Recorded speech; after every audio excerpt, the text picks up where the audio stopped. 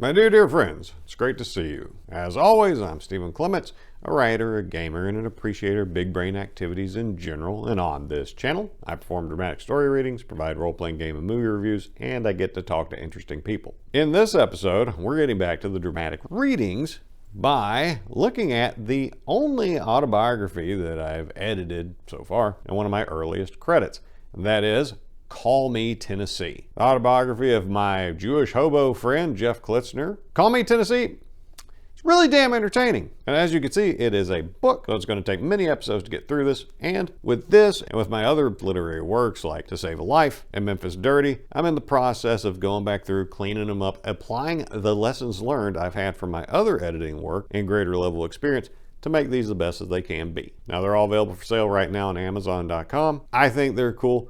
Go check them out. And as I finish the new editions of them, if you send me a proof of purchase, I'll send you the updated copy of the text in PDF format for free in perpetuity. So if this thing ever changes, and I know that you bought it at some point, I'll send you the new version. For example, on this one, this is a new cover in line with the cover that Jeff originally wanted to have. And yeah, that's him with some hot Korean chicks on the beach in South Korea, because he taught English there for a while, and boy, that's some eye-opening stuff. But the original version was one that I came up with. It's a picture of his feet on the beach in Tel Aviv with what I asked for to be the gayest font possible for the title. And you can see that there's quite a bit of a size difference here. The older version is much bigger, and the back cover, oh, that's a much rougher read than the back cover of the new version, because Amazon's also come a long way in the quality of the independent published product you can make. So I know you're going to enjoy this read through, and to let you know what all you can expect from this, let's see how it sells itself. Reading from the back. Have you ever stopped to give a change to a hobo? What kind of man could move a hobo to stop and give change to him? Jeff Klitzner rose from the ashes of his troubled childhood, complete with insane mother, absent father, getting committed in poker games with senior citizens, to beg, borrow, and steal his way across 5 continents, get kicked out of foreign countries, get thrown in jail, break hearts, qualify as a rabbi, and drink epic amounts of alcohol. And he's lived to tell about it. So far.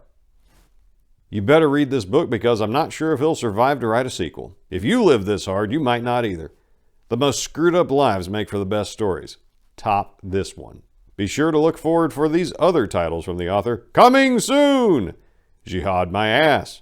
Call Me Tennessee 2, Electric Boogaloo. Jeff Klitzner's Total Body and Mind Makeover. About the author. I found Jeff Klitzner while hiking the Himalayas. He was face down in a ditch wearing a Hank Williams Jr. t-shirt. A goat was nibbling on his wallet. This is his life story. Remember, this is the best thing I had to say about him.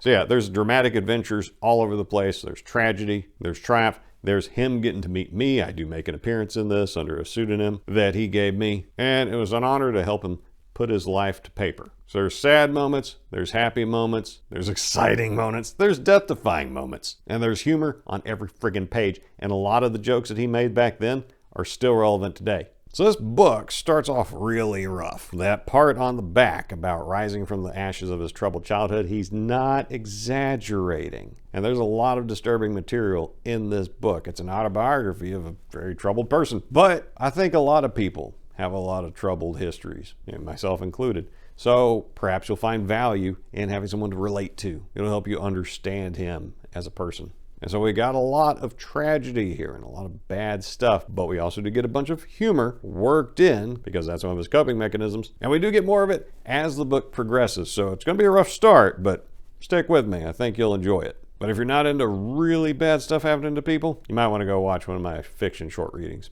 At least then it's not real. So let's get into it. An important point from the credits page, besides the Call Me Tennessee, the copyright, who was involved, how to get in touch with the publisher, there's a line in here that I felt was necessary to include. All the stories presented in this book are true, except when they aren't. And I can vouch for about 95% of what goes on in here. And the other 5%, I don't know. And I'm not going to tell you which part's the 95 and which part's the 5. That's part of the excitement. So, introduction. When I sat down to record my life's tale, I was unsure of the consequences of telling the whole saga, It was only after I sat down and read it did I realize that I was gaining something else by unveiling to the rest of the world my rather bleak past. I gained a sense of freedom that I had not felt in years, and the anxiety I'd been covering up for most of my life seemed to slowly disappear. This being said, I've decided to air my dirty laundry, despite the almost certain drama that will occur as a result. I realized I spent most of my life running from my greatest fear. I had never feared death. In fact, I often looked forward to it in a strange, masochistic way. Despite not having many worldly possessions, I never feared losing them all or never having anything anymore. I had been running away not from my past nor the present. I feared life. I feared caring for anything. I feared others being dependent on me for anything. In my mind, fear is the mother of all fuck-ups. So if I had nothing or nobody to live for, if I had nothing to lose, I could be fearless. But being fearless always left me with a guilty conscience. I had a guilty conscience for having nothing to lose. I knew I must be missing something. It took me a while to figure out that sex, drugs, and rock and roll weren't the answers. I thought maybe the answer to life was more of a spiritual thing. That led me to a mental breakdown. So I retreated to the hardcore lifestyle to which I had grown accustomed. I did that just in time to find that all the people who I had known were either dead or married.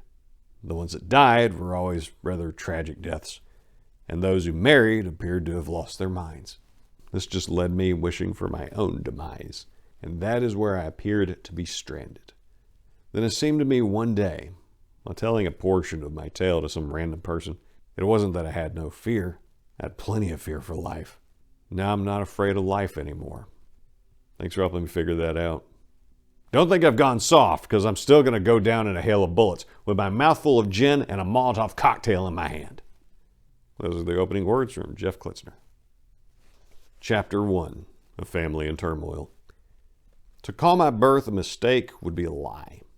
In truth, my birth was an act of desperation on my mother's part to keep a failed marriage together. Well, her plan backfired. 3 months after my birth, she was put on a plane with 2 screaming kids and no return ticket, bound for Memphis. Yes, she was told that this was only supposed to be a temporary thing while my father tied up some loose ends. 20 years later, he died holding the frayed strands.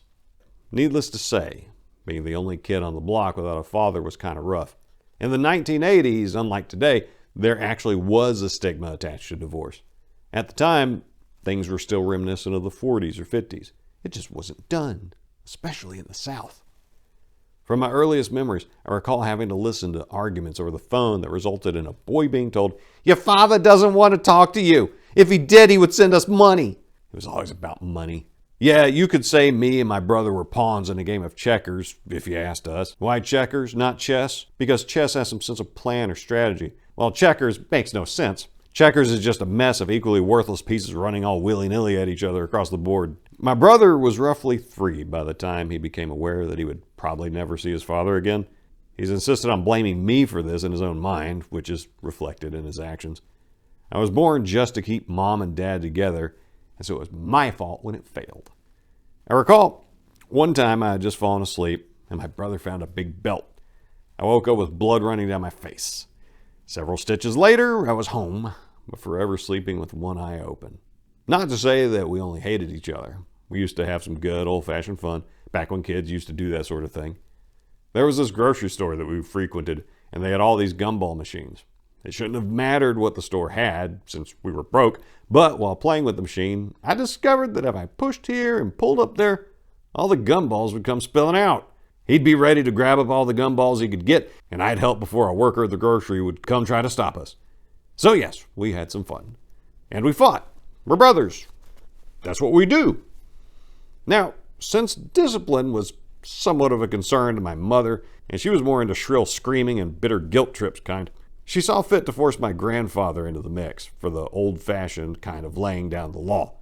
Her parents, Lenny and Adele, were wonderful people, and they had Nickelodeon back when we only had that black and white television that picked up 5 channels. I would often fake falling asleep on their couch to avoid having to go home and sleep in the roach-infested apartment in which we lived.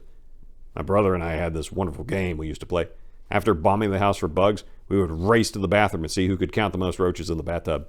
Running amok was my own way of escaping the miseries of the cold winters and hot summers in Memphis. I was the black sheep of the family, you could say. I was a 5-year-old kid cursing like a sailor and fighting to stay up to watch Carson's monologue before I went to bed. This made me come across as kind of strange. I had 7 cousins at the time, and by far I was the most eccentric of the lot. I learned very young that the rules didn't apply to me. This was not because I was spoiled, but the punishment handed out by the law wasn't anything worse than what I was used to.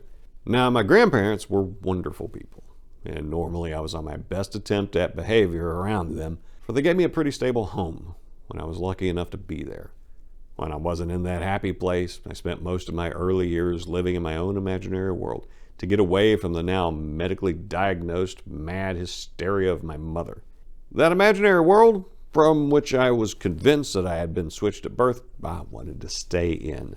Now, let's face it, my world sucked, but in the fantasies of my own mind, anything was possible. Since my mother often worked, we had babysitters, and they preferred to lock us in a closet rather than keep an eye on us. As I recall one lady in particular, she was a fat black woman that liked to smoke and steal clothes from mother's closet. Well, because of her hefty disposition, she was no match for the wriggling speed of my brother and mine's scrawny little asses. We were able to elude her and raise a little hell. For example, while my brother ran left, I would go right with crayons, markers, and my head to redecorate the walls. We were such horrid little shits that she left within 10 minutes of her arrival. She would come back, though. Even though she would leave us unattended for absurd amounts of time, we would always tell my mother that she just left. I recall running up and down the bowling alley on league night, as the babysitter at the alley could not stop me from being a walking tornado. Yeah, I was that kid. I was always a little hyper, so outside was where I wanted to be. Hell, anybody would rather be anywhere than in that nasty apartment that reminds you of just how hard life was. I recall one winter when I awoke in the middle of the evening to relieve myself. To my surprise, the water in the toilet was frozen solid. Let's just say that winter the 3 of us became very close. After we got out of that hellhole, life eased up a little when we moved into a house that a nice lady had offered us at a very low price. This was good because Mom never had any money. Still doesn't. But for the first time, I had my own room, a backyard, and other kids in the neighborhood to play with. Or so I thought. Soon I discovered that since my father didn't live with us, none of the kids in the neighborhood would even consider playing with me. This made me kind of bitter, as it seemed my only friend was a mean old Afghan hound with dreadlocks that would have made most hippies proud. Now, Sydney was a violent dog who taught me the important life lessons of marking your territory and how to protect yourself. He wasn't one to bow to any human authority, and so neither was I. We would play sweet games together, like the let his crazy ass loose to chase all the kids on the block and I pretend to try to catch him game. Soon people learned that I was not to be messed with. I would play in the backyard to the point that I was more comfortable playing fetch with the dog and talking to myself than dealing with people.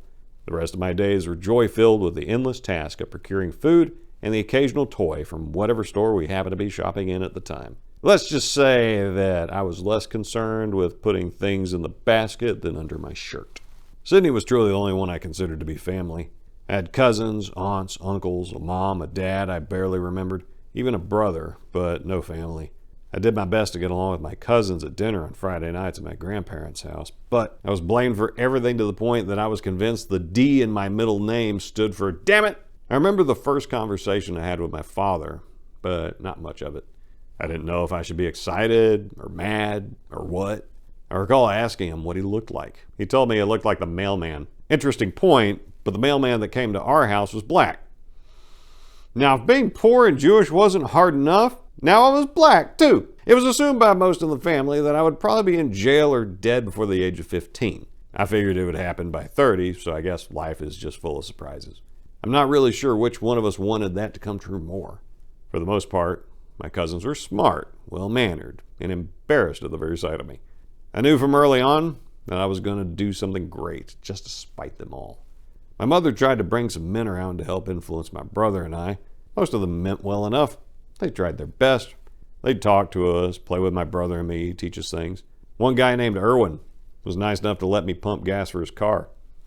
Once. See, on accident, I left the pump in the car when we drove off.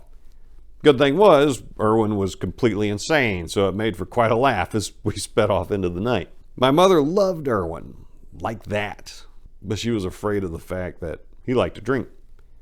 and do drugs, especially the kind that use sharp objects to help set the mood. Oh, and guns, especially AK-47s, which he took to Cordova before anybody lived there and fired off at construction sites. Irwin had a lot of money and no qualms about using it to have a good time, all legal issues being irrelevant to him. He loved my mother like my father never did, but that didn't happen. She was probably the only thing that slowed him down from his eventual overdose. His good friend David, who'd stop by unannounced just to hang out, was also a cool cat, still is. He was talented, played piano, and the best part of all was he had a motorcycle. One time he stopped by on his cruiser when I was home alone. He smiled at me, I looked at the bike, and that's all that needed saying. That's right, ladies and gentlemen, we went for a joyride. Upon our triumphant return 2 hours later, I saw my mother on the phone with the cops, convinced I had to run away. We both couldn't be that lucky. This final story I will relay from my earliest memories was of a Tuesday morning. I was sitting down at the table eating a bowl of Frankenberry cereal, and my brother decided he wanted some. I remember to the time he hit me in the face with a belt and said, "Okay, let me get the milk." I got the milk out of the fridge, and it somehow managed to fling itself all over his head and the floor in a karmic act of revenge. Revenge! It's not just for dinner anymore. That's when Mom came out yelling and screaming that she was never going to buy milk again because we were both sons of bitches and we didn't have any more food stamps left. I had never realized how poor we were until the next day when I looked in the fridge and saw a box of baking soda and a bottle of ketchup. The pantry held a packet of Kool-Aid and a bag of Fritos. Mom said, "That's all we have until next Friday when I get paid." Actually, wait, I didn't do her justice. You need to understand how she is. So that's when Mom said, "That's all we have until next Friday when I get paid." And for the next 5 days, I remember rationing out how many Fritos I could have, counting them over and over again, like Scrooge McDuck did with all of his gold. The funny thing about poverty is that once you have your food and shelter, you feel like the richest man alive. True, I never really wore new clothes. Most of them were my brother's or charity donations from my mother's friends. I never really asked questions where my clothes came from. I was just thankful for the shoes that didn't hurt. This isn't to say that my mother was a bad person or that she didn't love us. Rather that she had a very hard time supporting us at a time when President Reagan wasn't out to help feed the poor. He was on a mission to put an end to communism. You see, my mother believed in President Reagan because he was the governor of California while she lived there. I suppose she felt like they had a connection which she had to hold on to. She constantly sent him letters, asking for help in receiving the child support payments that never came. It was lost on her that Reagan was into self-reliance, and she was asking him for more food stamps. Life wasn't easy, but for the most part, I had a good childhood. I didn't have much, but I had a good imagination to keep me occupied. At the age of 6, my brother was given the opportunity to visit our father, while I was left at home to deal with my mother, who at this point began to lose most of her sanity. Her oldest son was gone, and she was slowly starting to blame me for all the problems in her life, whether she knew it or not. Soon after my brother's return, he picked up even more hatred for me for causing the separation. I was a kid. I didn't do anything to cause 2 adults to divorce, but that was the only reason I was made, in their eyes. I felt that I had been exiled from my own family. I still feel that way. At this point, I felt alone and realized I could do nothing right. So I might as well raise some hell or die trying. Why not? Nobody would notice. And that is way too much of a downer to end on now. So we're going to go through chapter 2, my early education. Due to certain elements beyond my control, namely being cruelly both Jewish and poor, my brother and I were enrolled at the Jewish school. Most people would say, this will give these 2 underprivileged youths a chance at success in the world. It wasn't easy for me to blend in there. The stigma attached to couples that divorced was similar to leprosy. People were afraid of you, like divorce was some kind of contagious disease. Which it is. I recall in kindergarten getting into a fight with another boy. The other boy had started it, but I was the one placed in detention. Later, I realized his father had donated a large sum to have the computer lab updated. I struggled to understand the concept of nap time or recess. I figured if I was tired, I would sleep. If I wanted to play, I would play. Who's the teacher to tell me what to do? Around this time, I began watching movies, all kinds.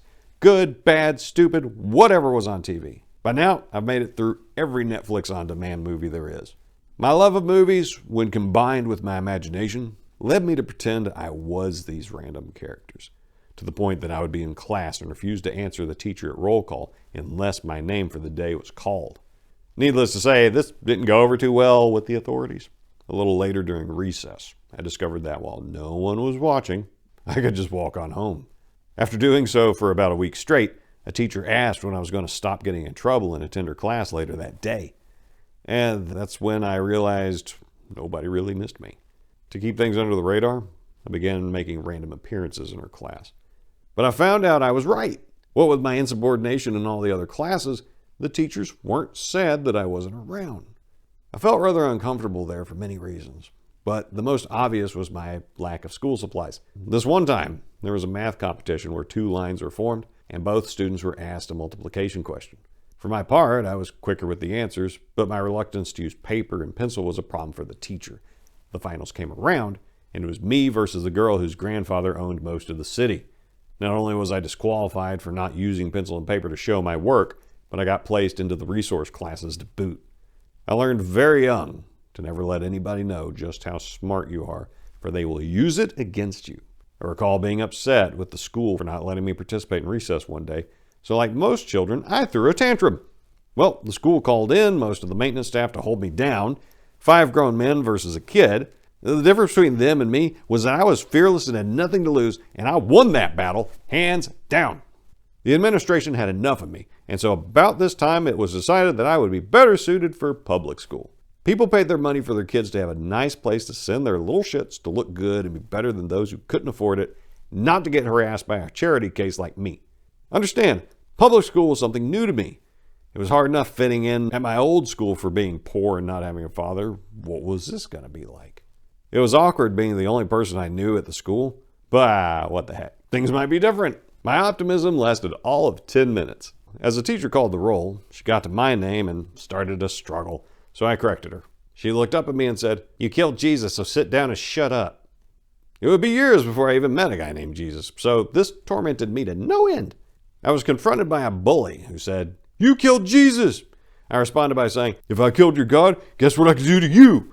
Then I kicked him in the groin and punched him in the nose. I then got to meet the principal, who informed me that I was in big trouble and that I could get a paddle or be sent home.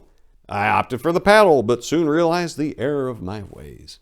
A few more fights, and I was placed in the special kids class with the idea that more attention from teachers would lead to less fights. They didn't realize that I had no respect for any of my teachers because they kept telling me to read instead of actually teaching me. They tried to get me to learn from a book instead of telling me anything useful. They had this magic star system, which never interested me. One morning before school started, I got into a fight, and the principal informed me I was to wait inside the office every morning until class started. Soon, I caught the attention of the lady who ran the bookstore. She asked me if I wanted to do something instead of sitting there like a bump on a log. I figured, what the heck, and manned up. I did odd jobs for her, and I impressed her by using my mad math skills to make change without using the calculator she gave me. I began to behave myself a bit. Not for them, but just not to be bothered. Fights still occurred, but so did people calling me fat and making fun of my hand-me-downs.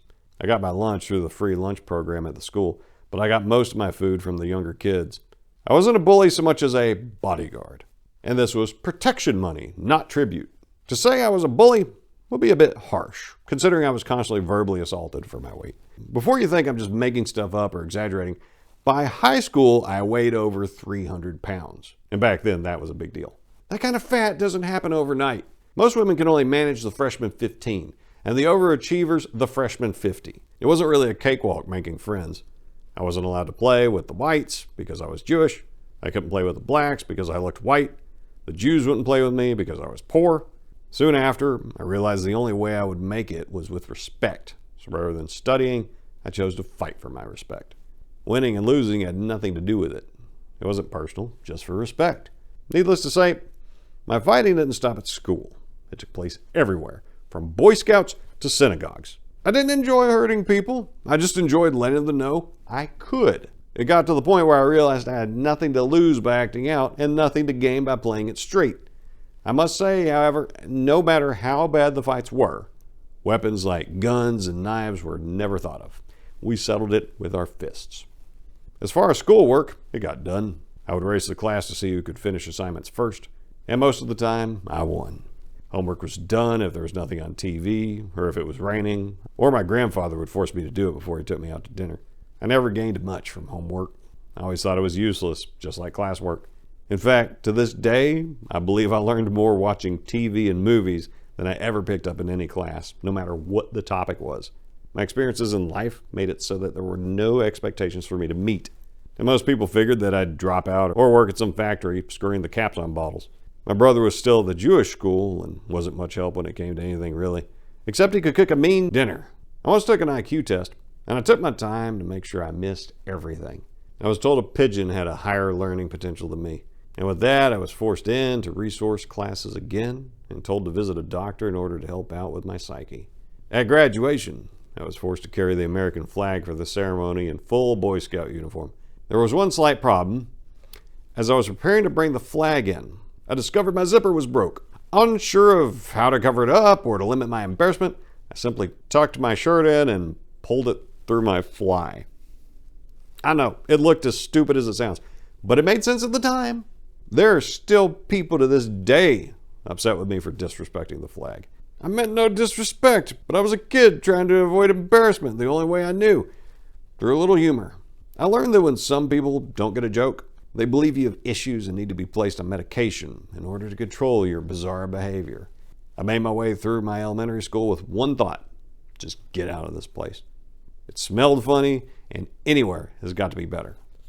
One thing that does stick out was a fight I had at the end of 3rd grade with a kid by the name of Clements. Normally, this would not bother me, except that over the summer, he jumped into one of his neighbor's pool. Unfortunately for him, the pool had no water in it, and he died. After this, I made it a point to be civil towards those I was accustomed to fighting. My disrespect for teachers grew, though, as they refused to answer my questions that had good points, but they thought were incoherent. Around the age of 8, I got to meet my father for the first time when me and my brother flew to California. I was unsure of many things, but I soon learned that most of the things my mother told me weren't exactly true, but rather slightly exaggerated. When I got back to Memphis from the summer away, I realized how much life sucked in Memphis and how much cooler my life would be in California, living with my father. I started acting out in strange ways, like sleeping under my bed with the hopes that people would think I ran away in the middle of the night. One replaying memory in my mind was when my brother and I pissed off the woman we called Mom, and she threw a package of frozen hot dogs at us. Luckily, my cat-like reflexes kicked in, and I dodged the flying dogs, but the window wasn't nearly as lucky. Of course, since it was my mom, me and my brother were blamed for physically forcing her to throw the damn hot dogs at us. I hate to make it seem like I was physically abused growing up. In truth, I was abused, but it was mostly the psychological abuse Jewish mothers are so good at. The grandparents were cool. When I misbehaved too badly, I was forced to ride with my grandfather in his sales calls through a bunch of one-horse towns in Mississippi and Arkansas. Talk about a boring trip. The most fun I had was collecting rocks, while he was inside playing gin in exchange for sales. Now on the weekends, my grandparents and I would sit around and play cards. At one point I won my grandfather's car, but since I wasn't 12 yet, I let him keep it. I remember hearing the stories of my grandparents and their parents regarding the race riots and the strike that brought the great Martin Luther King Jr. to Memphis, only to meet his demise.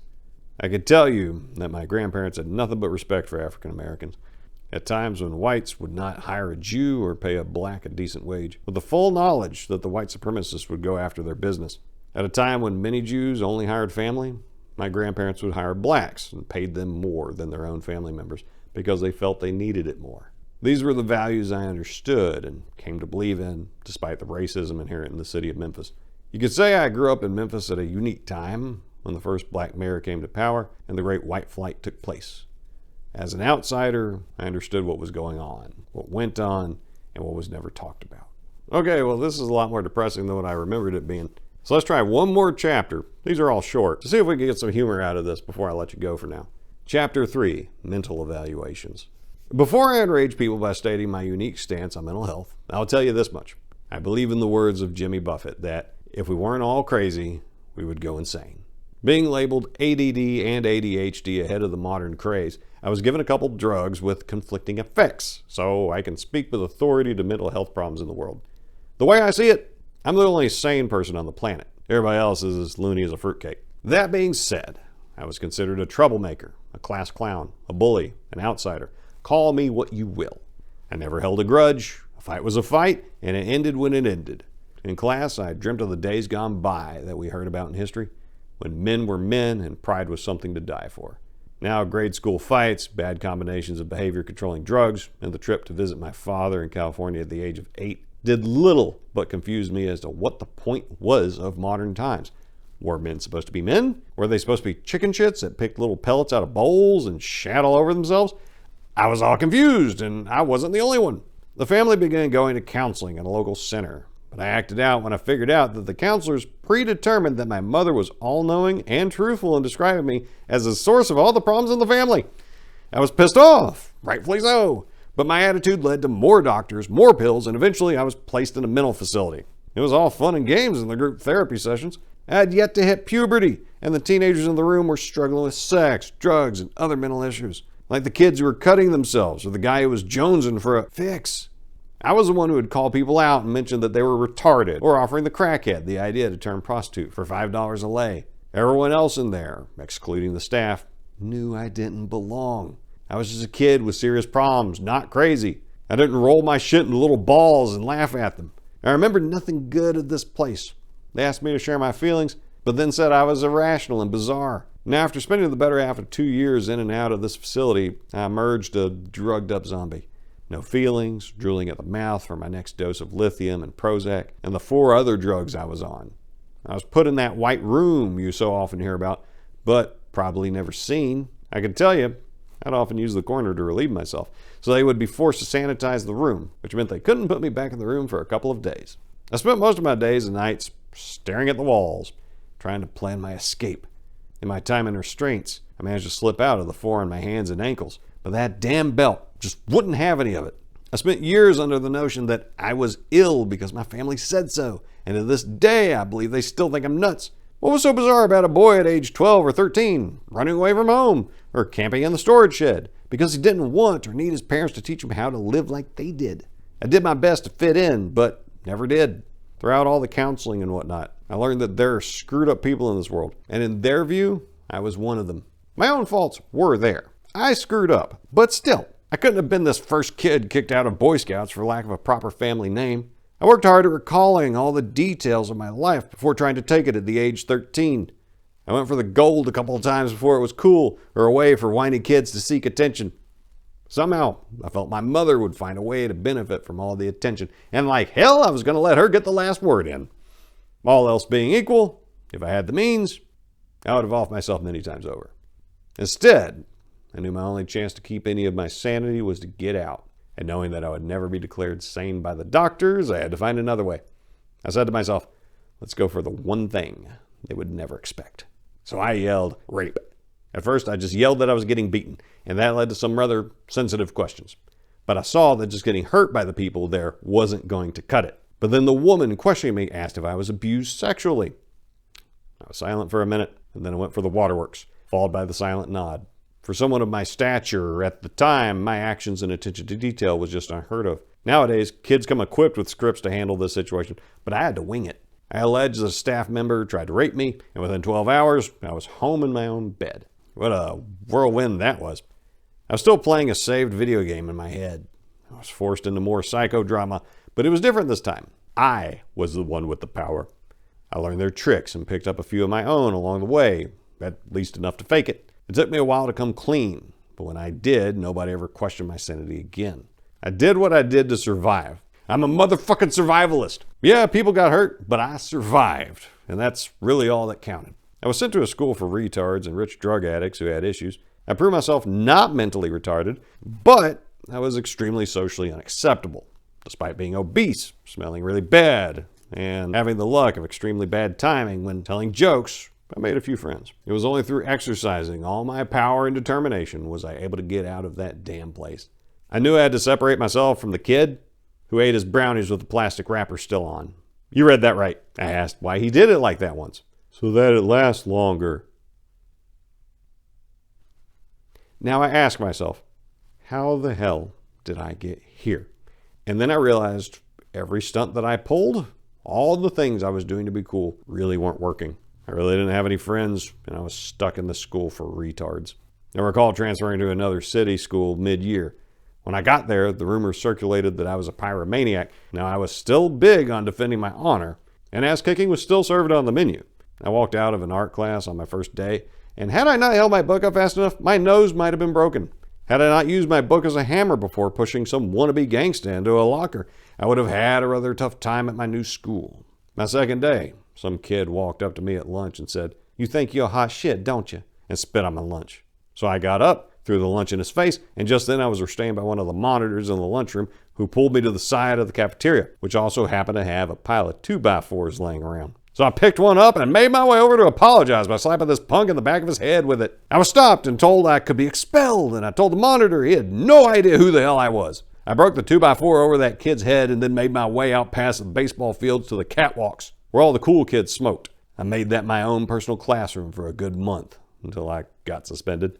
I guess I was at that school maybe 5 full days in my 3 months in attending such a fine institution. It might have been cruel to accept cigarettes in exchange for a proper beatdown of some kid, but I'll be damned if that was my only flaw. I did what I had to. I make no excuses, just letting you in on my reasoning. You did buy the book. I figure you deserve that much. I was a big enough asshole to get the school administration to kick me out because, well, I didn't want to be there any more than they did. So it was back to the retard school. I was out of place, out of time, and most of all, out of patience for these posers. I learned it was nothing more than I didn't fit in and that I should accept that I will never fit in. Keep in mind, when I came back from school before entering 8th grade, I had just been to a football camp where I was the guy everybody wanted to know. I just played tennis for the first time, and the beginners couldn't hang with me. I knew who I was. I was a kid whose father left him at the laundromat for a few hours to play video games while he got ripped at the bar down the road. Only upon my finding a highway patrolman and telling him my dad dropped me off here, and I didn't know where he lives, nor his phone number, did I get picked up and sent to my uncle, who had a beautiful house on Malibu Beach. It was there where the girl with the red hair came and saved me from drowning.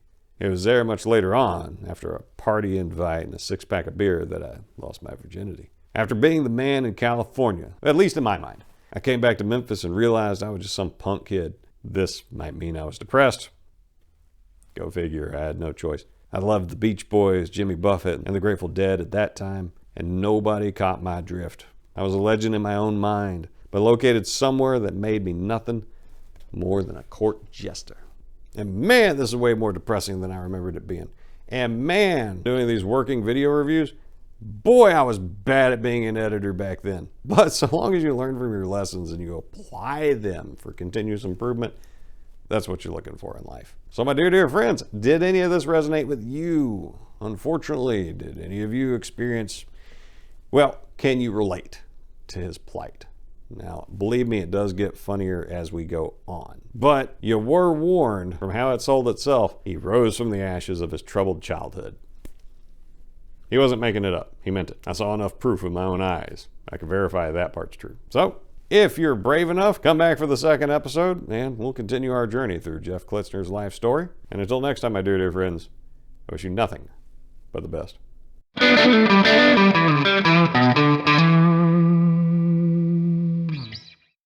And since this is a workshop for me, as I go along, I'm going to be going over the text with a fine-tooth comb to see what did I screw up as a young editor. And I'm not going to tell you what I find, but if you buy a copy of this and you get a big fat update to it, well, you'll know I found something. And if you enjoy my dramatic readings or anything else that I do, remember to like, subscribe, share this around to your friends. At the age of 6, my brother was given the